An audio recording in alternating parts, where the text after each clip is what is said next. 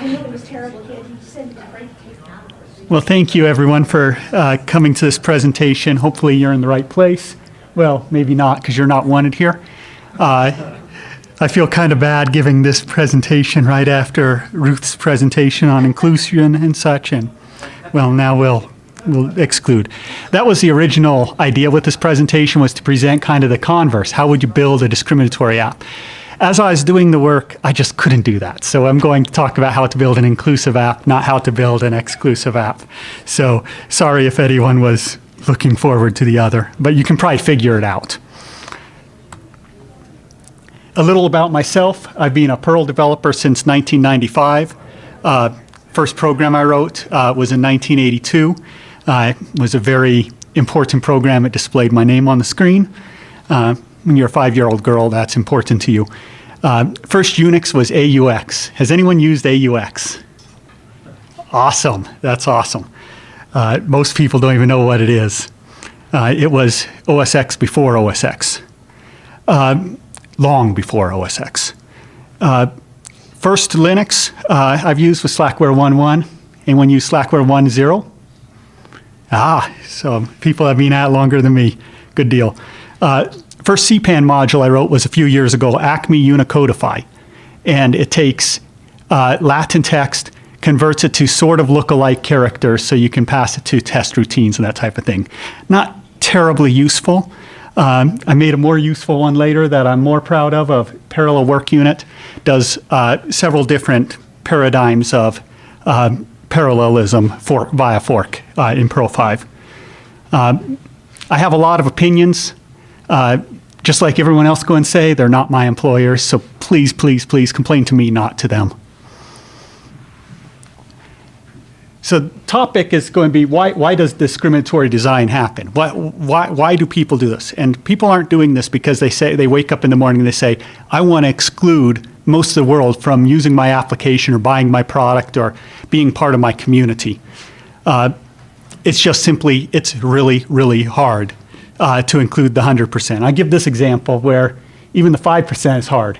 Because a lot of applications in this area, most of us probably live in the U.S., probably work for a U.S. company. A lot of us work for companies that focus mainly on U.S. customers. Okay, so that 4.3% of the world. 8% of people in the U.S., according to census, they will say they don't speak or write English well. So most applications in the U.S. exclude that 8%. You don't speak English, the application probably doesn't cater to you, unfortunately. 25% of Americans don't have a credit card. And that's interesting because how many things do you buy online that need a credit card? How many applications and services need a credit card? And then 30% of Americans do not have internet at home. So you add all this up and it comes out to be most of the applications US companies are designing at best 2.1% of the world. So that's also the converse. There's a huge business case for expanding this. If you're making money at 2.1% of the world, you can make a lot of money at 98% of the world. So first thing I get when I talk about this to people is, well, we only do business in the USA. We don't really, we just made the business decision. We're going to do it in the USA. So I want to find out what that means. So I go out to Google. It shows me this map. Anyone see some issues there? Alaska and Hawaii, yeah. Puerto Rico's there. Mexico's also there. Cuba's also there. A bunch of Canada's there. Several other countries are on there. So it's an interesting response from Google, I found. Of course, as people pointed out, not these people. And that's kind of to symbolize, it symbolizes the problem we have with designing softwares. A lot of times, we just don't think of the people we're excluding. Definitely not all these. These are all the US territories and possessions. And usually when people talk about America, they want to leave Puerto Rico off anyway. So even if Google's trying to do it, they probably should just cross it out for us. And we certainly, when we talk about Americans, we're not talking about these people. The people on the left, they're the research station in Antarctica. The people on the right, that's and I won't comment on the architectural style, but that's the new US Embassy in London.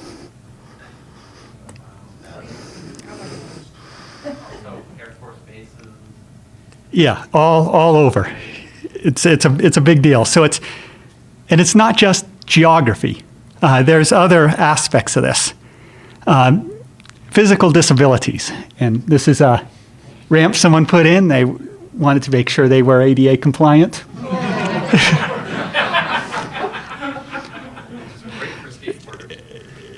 Yeah, and probably not much else. I mean, they did put grip strips on it, which was kind of considerate. First thing, when you're designing an application, you're designing and you're trying to include all people, you have to include all people. Some of those people are going to have physical disabilities. And there's a couple different kinds of physical disabilities you might want to think about, because you can't design one application interface and expect it to work for everyone. One type of physical mobility issue might be someone that has a hard time making accurate movements. So they might be able to move a pointer stick or eye gaze or something along those lines, where if you have a little teeny tiny button or icon that they're supposed to click, that's going to be very difficult for those users. There's another group of users that almost exactly the opposite need. They can make the fine movements, but they have trouble making large movements. So if you have an interface that has them scrolling all over the screen, top to bottom, left to right, clicking on different tabs, that interface can be very difficult for them. So for the first group of people, you might want an interface with lots of tabs because you don't want a lot of controls on one page. That's an example if you're doing, let's say, a web application or a phone application. For the second group of people, you want a lot of controls on one page because you want to minimize how often they have to move that mouse from, say, the bottom of the page all the way up to the top to select another control. So that's part of the thinking about this, is there's not necessarily one perfect solution that's going to work for everyone. It's going to be a combination of tools and customization. And I'll give some examples here of things that you can do. Minimize scrolling. Part of that is providing keyboard alternatives sometimes. A lot of times keyboard is actually quicker than the scrolling for some people. Touch or mouse targets generally should be at least large enough that people can reliably hit them, even people that might have a physical disability. Timeouts on forms can be a really big issue. If it takes you 5 times as long to fill out the form and you go through all the trouble filling out, you hit submit, and it tells you it timed out, you're going to be pretty darn frustrated. Back button, refresh it, reset everything. Hopefully anyone that's a web designer knows that, but I run into it all the time still. And as I said before, different physical abilities require different interfaces sometimes. And there's actually some work going on, very interesting work, to do this programmatically, to be able to redefine your interface programmatically for different abilities. This is an example of what I mean. Select your year. Not too bad if you're a typical mouse user. Now, I bet if I went to Facebook on my phone, they wouldn't give me this interface in this way, because that would be impossible to use on a phone. But that's something to think about. The one saving grace here is you can type in 1992, and it'll pull up 1992, and it'll work. You don't need to use the selector. The month name, that's a little bigger of an issue. So it's things to think about, is that's stuff we take for granted, but it's not necessarily accessible. There's some other problems on this page, but we'll talk about them in a minute. And I tried to pick sites that had nothing to do with any of the sponsors or anyone that I know comes to this conference, so I apologize if you work for Facebook. I do have some cute puppy pictures. I had to put them in there. Age is another factor that you should consider. A lot of applications, just the default people assume is 18, they can sign a contract, so they can sign up for my service. It's not the case. Depends on where you are in the world and where they are. Age of majority is not always 18. I can give you a couple examples. Saudi Arabia, age of majority is 15. In Kuwait, age of majority is 21. Mississippi, it's 21. So it very much depends on where they are and where you're doing business. Of course, minors can be emancipated, meaning that they have the rights of an adult. They can have that happen before they're 18. So one thing to think about is how do you include those people? One of the things I always find interesting is the number of sites that assume no one lives past 100. It's kind of depressing. I always wanted to live to 101 at least. Different age groups use technology differently, and they also use different technology.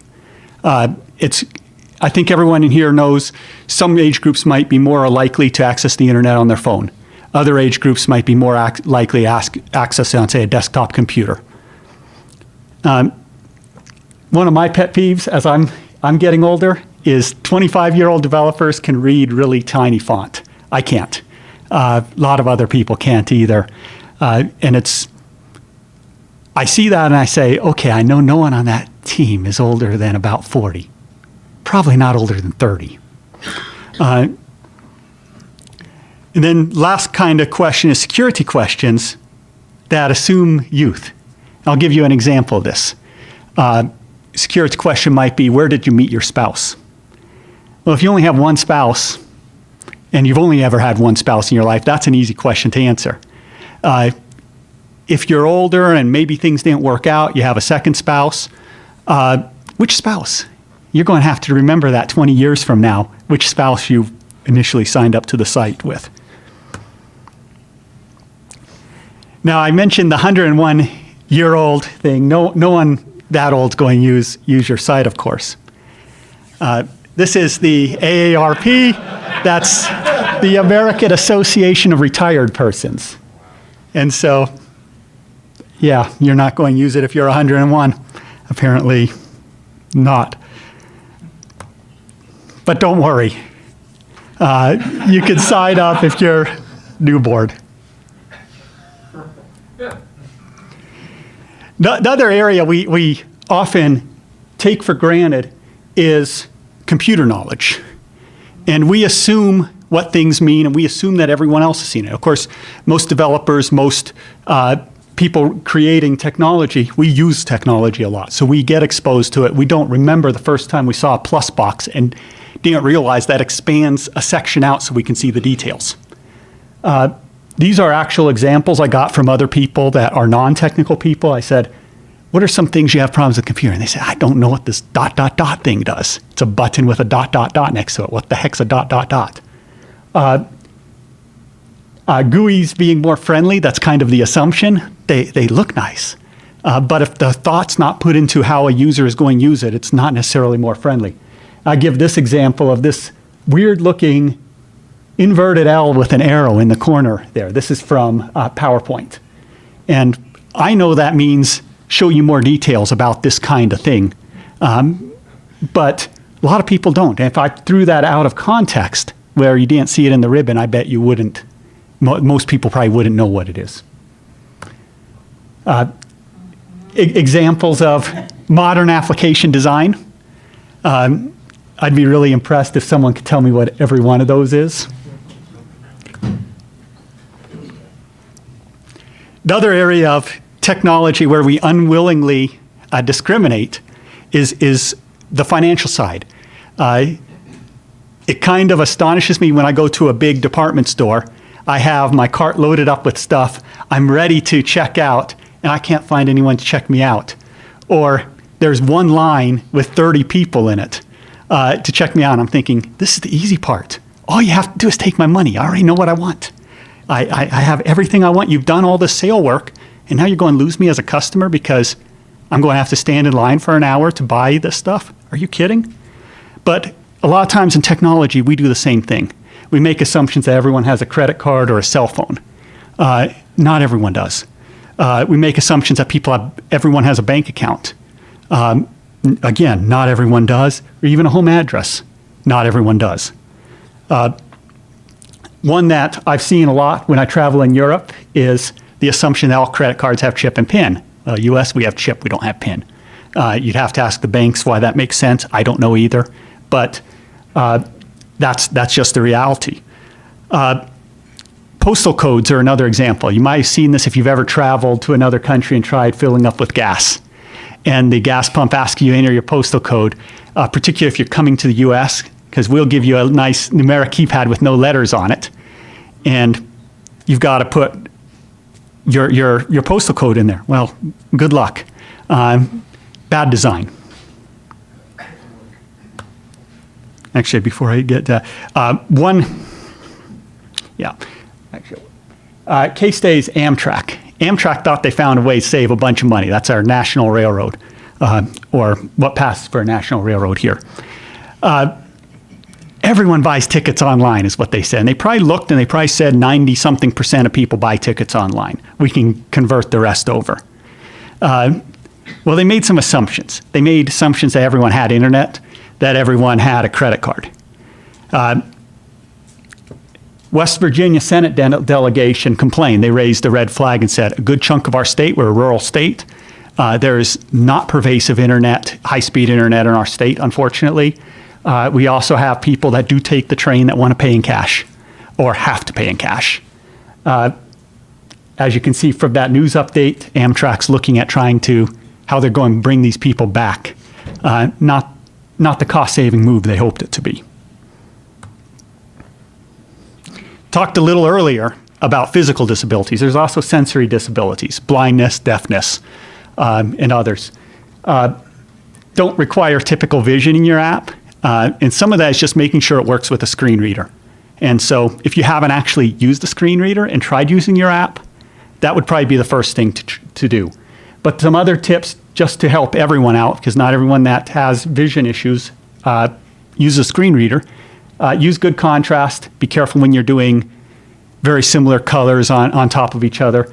Avoid small fonts, of course, and I say use alt tags, but it depends on your technology, what kind of platform you're on, what kind of interface you're building, whether alt tags make sense, whether audio prompts might make sense. Depends on what you're building. For audio, provide captions so that people can take advantage of that. That helps not only people that can't hear, helps people that are at their workplace, maybe don't want to disturb all their coworkers. It helps people in noisy environments. It helps people that have that don't know your language as well as maybe you do.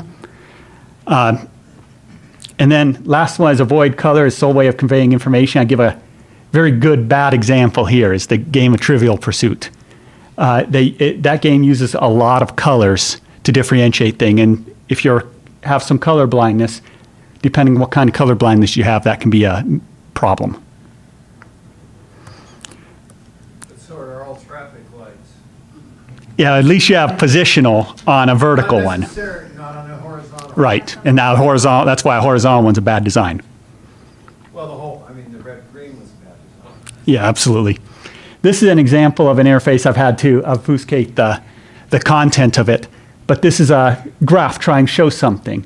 And it programmatically picks colors for the different things, and it picked some awfully similar colors for some of them. But if you click on one of those in the legend, it's not a good interface because that was hard to discover. It's like secret knowledge around my workplace that interface does that. But once you discover it, you say, oh, I can change that item to whatever color I want. I can make these readable. And the great thing with that is it doesn't depend on the computer guessing all the possible ways that you might have trouble seeing the colors. So that's just, I throw that up as an example of how do you work around this? How do you build an interface? How do you build one that everyone finds useful? How many times have you put a graph together and maybe you're graphing your company and a competitor, and your company uses red as its primary logo color. The other company uses blue, so you'd like the red line to be you, the blue line to be your competitor. But Excel decided to switch those around on you. This is how you avoid that type of problem. We mentioned earlier the geography issue, and this often pops up with addresses. There's a bunch of assumptions people make about people's addresses that don't work in real life. First one is that you can map people to 2D space, that you can have a coordinate system, basically latitude, longitude with enough decimals and map where people, let's say where they live primarily. Can't do that. Google tried it just recently, and they made a big fanfare about it and said, we created this universal coordinate system. Apparently, no one at Google lives in an apartment building. The addresses don't all have the same parts. I've seen a lot of forms that'll ask for name, then street, and street number. not everyone lives on a street with a number. Some people might live, an example might be a college dormitory. You might live in Hill Hall, and there's no street number, it's just Hill Hall. Another example is providing 1 or 2 lines for addresses. Some people actually have longer addresses. And this is mostly US-based. Other countries might have different standards. But regardless, make sure you know what the variation can be, and it's probably a lot more variation than you expect. Street, city, and building names change. For instance, town we're in wasn't always Salt Lake City. Does anyone know what it used to be? Deseret. I don't know if it ever was Deseret, but it was Great Salt Lake City. So that's an example. That's a relatively minor one. I imagine you address your mail to Great Salt Lake City, it probably still gets here. And that was done quite some time ago. More recent one was Coal Creek, Tennessee, renamed itself to Lake City for a while. Decided they didn't like Lake City either. Renamed themselves to Rocky Top. How many applications would treat that name as, we better validate that this person's real all over again? They didn't move. Nothing changed with them. Their city changed. Another example of this would be a building named after someone. We have a building in near Denver, the Arapahoe County Detention Facility, the jail. It was named after a former sheriff that was still living. Probably why you shouldn't name things after living people, because he was caught involved in some meth trade. He was thrown into his own jail. They've since renamed the jail, so building names do change. However you pronounce it, Faneuil Hall in Boston. I mean, that's 200 years old. He's a slave owner. So Right. now thinking of removing that name. Yeah, so even dead people aren't safe if they're the wrong dead people. Allow new construction. I ran into this when I was trying to buy phone service a few years ago. I was living in a new apartment building. It was built in the last year. I called up the phone company. I said, I need phone service. I live at this address, building 32, apartment 205. And there's a pause, and then the person on the other end of the line says, are you sure you don't live in building 37? And, well, I was sure I didn't live in building 37, and if there's a building 37, it kind of makes sense. There's probably a building 32. But it took several layers of escalation. They dropped the ticket several times when they tried to establish my phone service, and eventually they got that solved. But then I ran into the next problem, and this is the last thing. Don't infer city from postal code. Zip code doesn't mean city. Cities are not mapped one-to-many zip codes. It's a many-to-many mapping. I lived in Superior, Colorado. That shared a zip code with Louisville, Colorado. Well, the phone company couldn't find that apartment complex in Louisville, Colorado. So they closed the installation order as address doesn't exist. Eventually, I was able to get work through. I got a cell phone. That's CenturyLink. You expect that from CenturyLink. I'm not going to comment. I currently work for CenturyLink, by the way. Is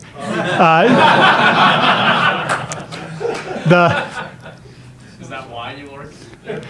No, I work in a different division. So people move as well. This is off of eBay, a page they have that explains the different kinds of addresses they have on their site. 5 different kinds of addresses. So you move, you go to eBay, you change your address. Well, did you change it in all 5 spots? Because, yeah, you changed your registration address, but we're going to ship your stuff to your old address still. One way you solve this kind of problem is there's legitimate needs why people might have different addresses. This was all created for legitimate business purposes, but if someone changes an address in your interface, at least tell them that there's these other things that exist. Ideally, maybe even ask them, do you want to change your other addresses too? Does anyone know who this lady is? Yeah. You know what she invented? Sort of. Yeah, frequency hopping, and specifically time-based frequency hopping. That's used in Wi-Fi, it's used in Bluetooth, used in a lot of modern technology. Wasn't really recognized as particularly important at the time she invented it, unfortunately, and she never got any money for it. She's better known as an actress. Knowledge is an area where we can have a discriminatory application. I show her because obviously she has a lot of knowledge. When you ask people to enter information into a form field, tell them where they can get that information, particularly if it's something that's not a commonly known piece of information. When I'm at an employment site and it asks me for my employee number, I might not know my employee number. I might not even know I had an employee number. Where do I find that? Define your acronyms.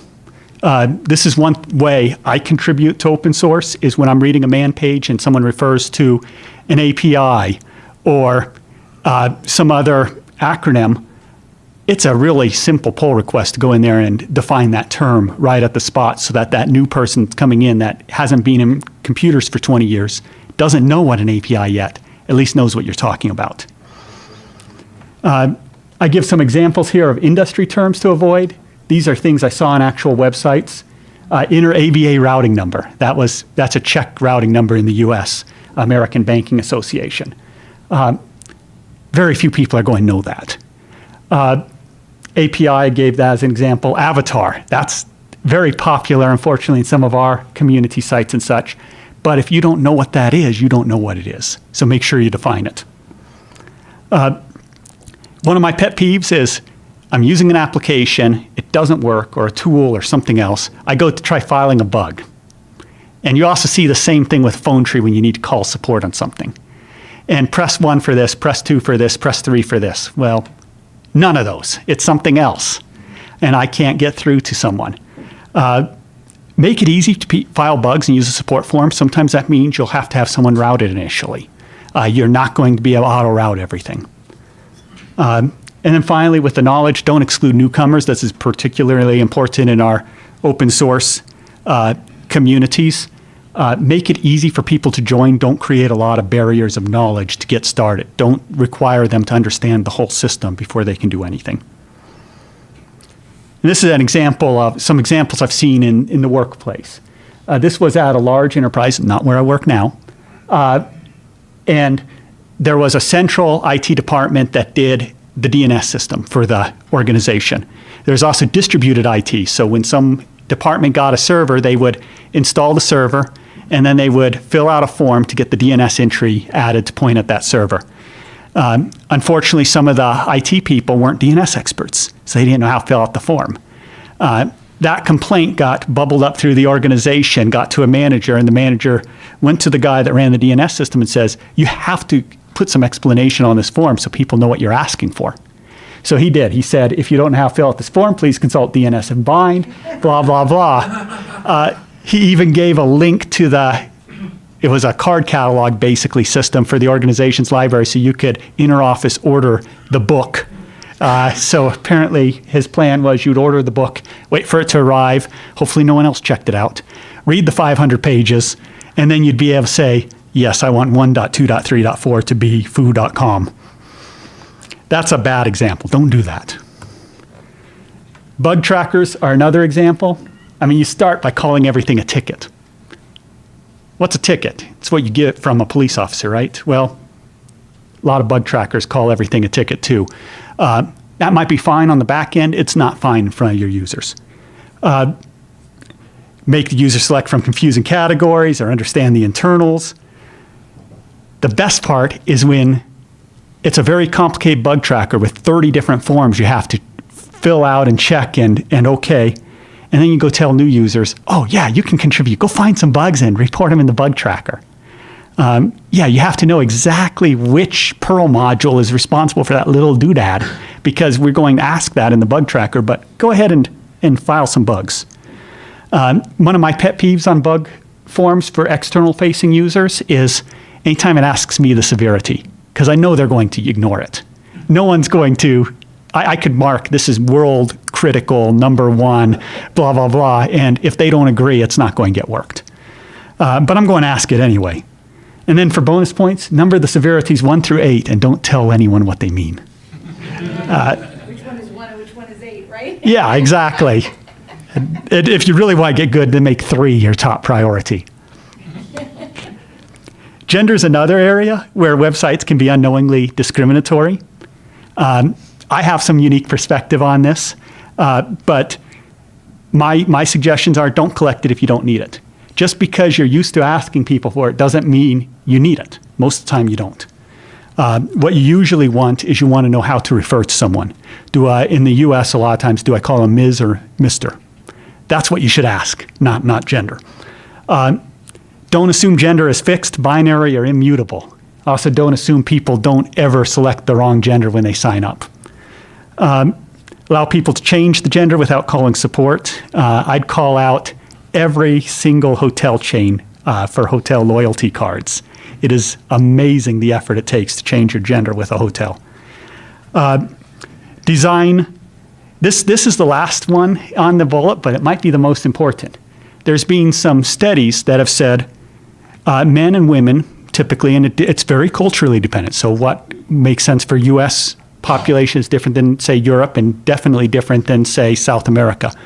But within, there is design preferences by men and women. In Western Europe and most of North America, that design preference is men prefer less colors in a design, women prefer more colors. Men prefer more, for lack of a better word, structured appearance of the information. Women prefer more of a form. And I say prefer, but it's more than that because they've actually tested people on usability. And when sites are designed with their usability in mind, they are more, not only is this preference a preference, they're actually quicker and better at using the site. So there's a bias there, and it's a particularly interesting bias in the technology community because what do we say when you go out to, I'll use the example Python. As far as I know, they're not exclusionary, but I'll use them as an example. It's a fairly monochrome color scheme for their documentation. You go out to Microsoft, fairly monochrome color scheme for their documentation. I'm just talking color here. As I said, this was different in different cultures. So if you're in South America, you probably prefer more colors too. So we've designed all our technical documentation with an idea of professionalism that is for essentially white, Western, educated men. So that's something to think about when you look around at sites. Yeah. Could you repeat? I didn't catch it. You said men prefer more structured, women prefer more what? More of a flow or more pictures, for instance, more visual.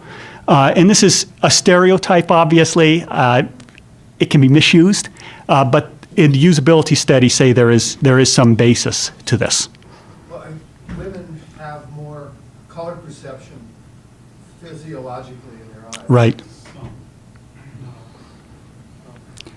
But there's also a cultural thing because, as I said, South America, they also prefer the more colors. It just so happens that the dominant in professional circles, the dominant culture sets the design, and that's what we have. So it's something to keep in mind. I give an example here of a site that did it right. This is Meetup. They let you change everything. You don't have to file a support ticket. You don't have to call them. You don't have to mail them anything. That's awesome. Gender, name, address, all of that can be changed. That's the right way to do it. Here's wrong way to do it. This was my local public health department trying to figure out attitudes on substance abuse. And they're trying to find out, is there certain groups of people we should target to work with on substance abuse, an actual public health issue. Well, one of these things is not like the others. They're asking essentially gender. Transgender is not a gender. They really want to ask two questions. They probably do want to know, is there a substance abuse issue in the transgender community? Well, transgender woman, what's she going to check? Maybe she'll check female, maybe she'll check transgender, maybe she'll check, wouldn't pick either of these. It's not getting the information you're wanting, so ask it in two questions. There's that Facebook form I showed also had only male and female. I don't know how this person would register. This is this person's actual passport. Pakistan issues an X for gender for some people. They're not the only country that does it. America, some states do it. Some European nations do it. Australia does it. So check your assumptions. Don't make this person into something that they're not. And X doesn't mean female. No. No. This is an example of something that we've had in our community, and I'm not going to go into it. I'm not going to talk too much about, but a logo can be designed to be appealing to 7-year-old girls. Avoid the trap of associating professional with what is preferred by Western educated men. Numbers and dates are another area which is really tricky. Anyone that's dealt with dates knows this. America, we have a very cute way of writing dates, very unique, but the rest of the world doesn't do it that way. And those aren't the only two combinations by any means. They're both wrong. Absolutely, in some cases. Numbers, too, aren't always written the same way. I don't know if that third one's actually correct, but there's different ways of writing numbers. Different people are going to expect them differently. It's not just dot or comma. It's more than that. That second example, 1, 0, 0, 0, 0, 0, that's typical in India. If you don't care, this is the great thing. This is something you can take back to your coworkers that don't want to go to a community track site or talk because there's no technical information.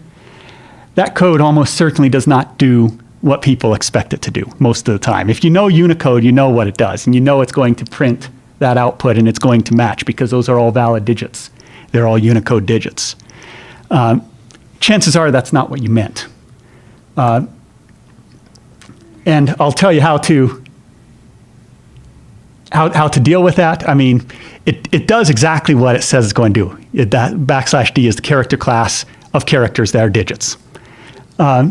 If you really mean ASCII digits that your database is going to understand as a number, then you might want to look at the Perl RE page. I put that first sentence just because I love that sentence. The /D/U and /L modifiers are not likely to be of much use to you. Awesome. The second entry, though, the /A, basically says be somewhat Unicode aware, but do not apply the character classes to non-ASCII characters in general. And I'm guilty too. I've taken over maintenance on this. I fixed this today because that IP address parsed. It probably shouldn't. So how many people have some kind of validation going on their website or something that uses a \D? Go check it. You can paste Unicode in a browser, yeah. If your web framework or whatever tool you're using is Unicode aware, then yeah, if you're validating to make sure a number is a Western style digit, be careful. So some other Perl modules relating to numbers and dates, date, time, format, CLDR. There's others. The CLDR is the Unicode Common Locale Data Registry. Everyone knows Unicode has a lot of smiley faces and pile of poo and all those things. But it also has a database of how different locales do different things. And that's the Common Locale Data Registry. And so date, time, format, CLDR interfaces with that for dates. And I'll give an example on numbers using CLDR number, getting a decimal formatter, in this case, locale EN US for the first one, and formatting it, displays it like you would expect in the US. Do the same thing with English India, and it displays it in a format that you'd expect there.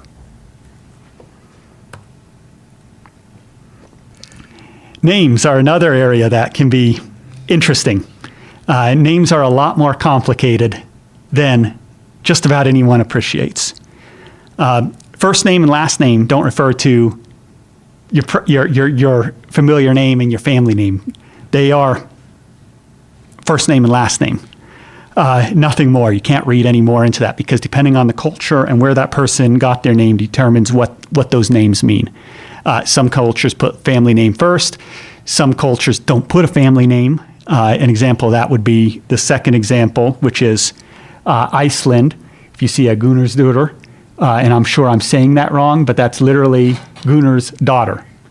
So you know it's a woman, and you know dad was Gunnar, because in Iceland, the names are all gendered, and that's a male gendered name. You wouldn't refer to her as Ms. Gunnarsdóttir. That's just not the way they do it. They just refer to her by her name, usually what we would call her first name. If you don't have a good reason to need a legal name, don't require a legal name. Allow nicknames and such. Allow Bob to not have to enter Robert and be referred to as Robert. Part of that is explain why you need a name when you need a name.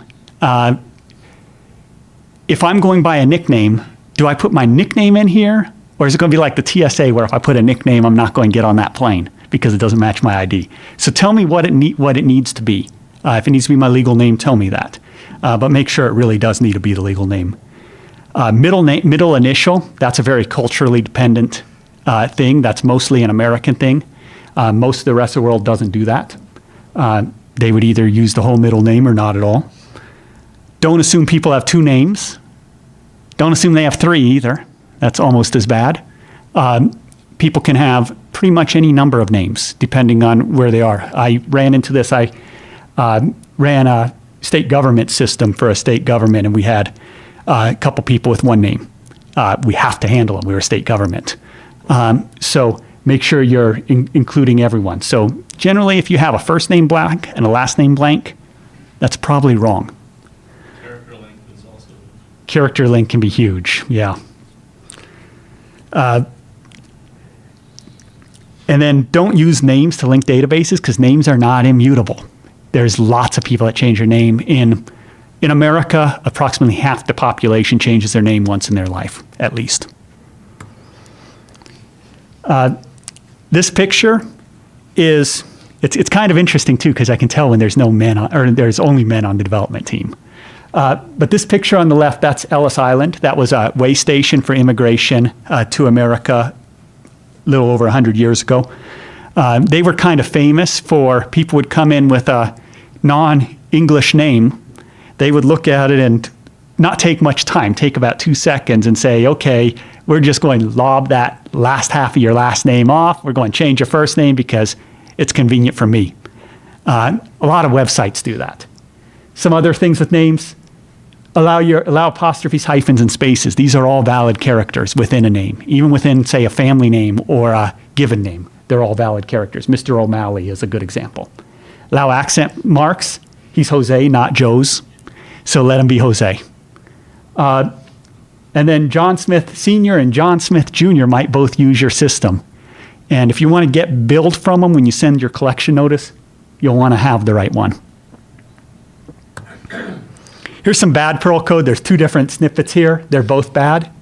The first one, don't do that. It doesn't do what you think it'll do. Names are not, people don't just have two names. And once again, people can have spaces within a type of name, with, for instance, a family name. The second example, once again, \W matches any word character, not A through Z like the error message here would assume. But once again, you can have spaces and other characters that aren't considered word characters in a name. Make it easy for people to get married. This is my name change document. Different situations, people are going to have different documents changing their name. So be careful what you require for documentation. I can produce a court order. Other people will produce a marriage license. Other people might change it just through common usage. That's actually a valid way of changing your name in some places, including some places in the US. And it is legally binding. Names, they don't stay the same for life. People get married, as I said. Usernames change. And so a lot of sites will let you change your name, but they won't let you change your username. Well, J. Doe marries Mr. Smith and becomes J. Smith. She can either log in as J. Doe or get the username changed. So provide a way to change usernames. You might not think people need to do it, but you're going to come into situations where people want to do it. If you store multiple names and addresses, this is the eBay example. Once again, If someone changes their name in one place, there's a good chance they want to change it everywhere, so at least make that easy for them. And the first point I brought up was don't require people to have a specific document. Everyone's going to have a little bit different document depending on where they did this. This is from GitLab, the open source version. I changed my username. My old username was on the right there. It linked to the corporate directory via username. So after I changed my username, I couldn't get into GitLab. In fact, I could log in and I could see this. I could see this other account sitting out there. So I had 2 accounts now. One had no access to any of my projects. The other was blocked, which also was not a very useful debugging aid. Why was it blocked? Well, it was blocked because it's pointing to a non-existent username. And that was apparently non-trivial to fix. It took about a week for someone to fix that. Addresses, I've talked about that before. Phone numbers, again, allow out-of-country phone numbers. People travel. Not everyone has cell phones. Not everyone has cell phone coverage. So if you're going to require a second factor of authentication, think that one through. If you're going to do an SMS message, it may not work.